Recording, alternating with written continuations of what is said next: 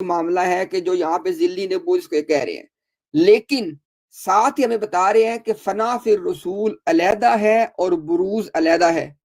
اب یہ باتیں آپ نوٹ کرتے جائیں، یعنی ایک طرف کہا کہ صدیقیت ایک علیحدہ کیٹیگری ہے نبوت سے نیچے، لیکن وقت آنے پہ وہی صدیقیت کیا بن جاتی ہے؟ ذلی نبوت۔ اسی طرح فنا فی الرسول اور بروز میں ہمیں بتاتے رہے اس سے پہلے کہ فرق ہے، لیکن یہاں پہ وہ فنا فی الرسول کے تھرو ہی مرزا صاحب کیا بن جاتے ہیں؟ ذلی نبی۔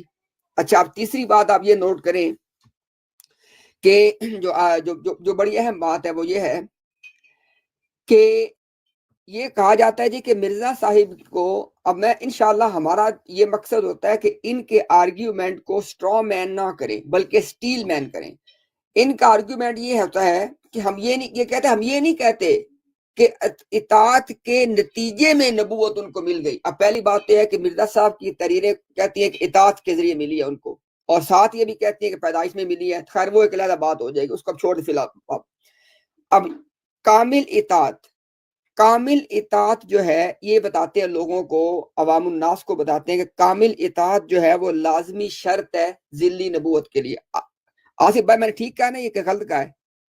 ہاں جی بالکل صحیح کہا ہے آپ نے۔ اچھا اب آپ لوگ یہ دیکھیں ذرا، کامل اطاعت کا مطلب، اب بات وہی ہے، اگر تو الفاظ کے کوئی معنی ہیں پھر تو ہم ان کی بات پہ غور کر سکتے ہیں، اور اگر الفاظ کے معنی کوئی نہیں ہے تو پھر آپ جو مرضی کہتے رہو۔ اب یہ کہتے ہیں جی کامل اطاعت شرط ہے۔ مرزا صاحب، اس کا مطلب کیا ہوا کہ مرزا صاحب نے کامل اطاعت کی ہے۔ مرزا صاحب کا بیٹا ہمیں بتاتا ہے کہ مرزا صاحب نے حج نہیں کیا، آپ صلی اللہ علیہ وسلم نے حج کیا۔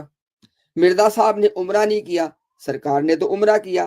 مرزا صاحب کبھی اعتکاف پہ نہیں بیٹھے، سرکار تو ہر سال اعتکاف کرتے تھے۔ مرزا صاحب کو قرآن نہیں یاد تھا، چھوٹی صورتیں صرف یاد تھی۔ قرآن کریم کے سب سے بڑے اول اور سب سے جیسے کہہ لے کہ جن کو اصل میں حافظ قرآن کہا جائے وہ آپ صلی اللہ علیہ وسلم تھے۔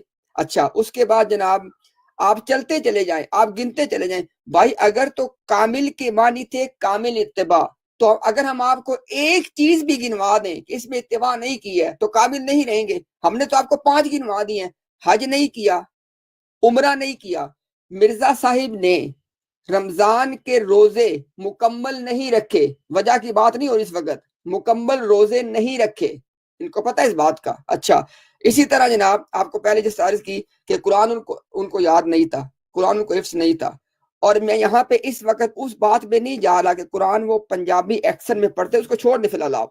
اب مجھے بتائیں کہ ان ساری باتوں کی موجودگی میں یہ کہنا کہ جی کامل اتباع کی تھی، اس کے کوئی معنی بنتے ہی نہیں ہے۔